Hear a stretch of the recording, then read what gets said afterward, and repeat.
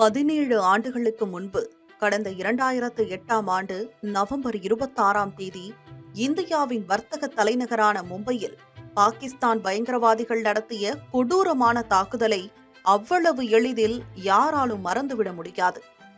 இந்த பயங்கரவாத தாக்குதல் இந்திய வரலாற்றில் 1993இல் நடந்த மும்பை தொடர் குண்டுவெடிப்புக்கு பிறகு நடந்த மிக மோசமான தாக்குதலாகும்.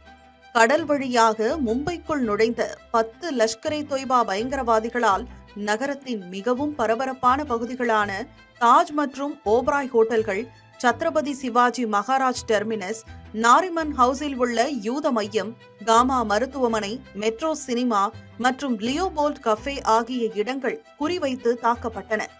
4 நாட்கள் வரை நீடித்த இந்த மோதலில் 9 பயங்கரவாதிகள், 15 போலீசார், 2 NSG கமாண்டோக்கள், 29 வெளிநாட்டினர் உட்பட 166 பேர் கொல்லப்பட்டனர். சுமார் 300 பேர் காயமடைந்தனர். சத்ரபதி சிவாஜி டெர்மினஸ் ரயில் நிலையத்தில் தாக்குதல் நடத்திய அஜ்மல் கசாப் என்ற பயங்கரவாதி மட்டும் உயிருடன் பிடிக்கப்பட்டான். கசாபை தனது உயிரை கொடுத்து பிடித்த உதவி சப் இன்ஸ்பெக்டர் துக்காராமும் தாக்குதலில் பலியானார். 2010ஆம் ஆண்டு மே மாதம் தூக்கு தண்டனை அளிக்கப்பட்ட கசாப் 2 ஆண்டுகளுக்கு பின் 2012இல் தூக்கிலிடப்பட்டார். இந்த கொடூர தாக்குதலை நேரில் பார்த்தவர்களும் தங்கள் அன்புக்குரியவர்களை இழந்தவர்களும் ஆறாத காயங்களுடன் இன்றும் பயங்கரவாத கொடுமையின் சாட்சிகளாக உள்ளனர். இந்த தாக்குதல் தொடர்பான வழக்கு விசாரணையில் சாட்சியமளித்தவர்களிலேயே மிக இளையவரான 9 வயது சிறுமி தேவிகா தான் கூட்டம் நிரம்பி வழிந்த நீதிமன்றத்தில் பயங்கரவாதி கசாபை அடையாளம் காட்டினார்.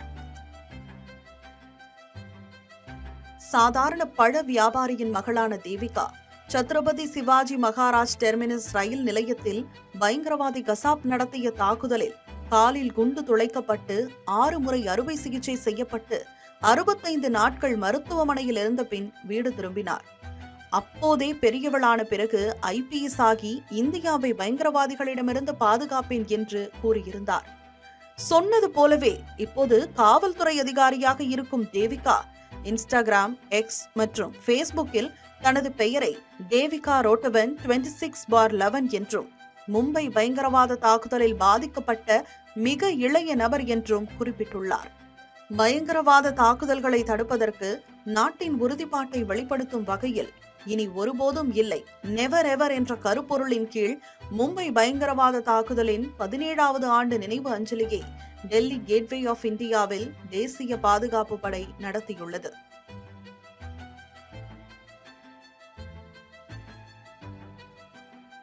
பயங்கரவாதிகளுடனான சண்டையில் தங்கள் இன்னுயிரை தியாகம் செய்த வீரர்கள் மற்றும் உயிரிழந்தவர்களுக்கு மெழுகுவர்த்தி ஏற்றியும் மலர்கள் தூவியும் அஞ்சலி செலுத்தப்பட்டது.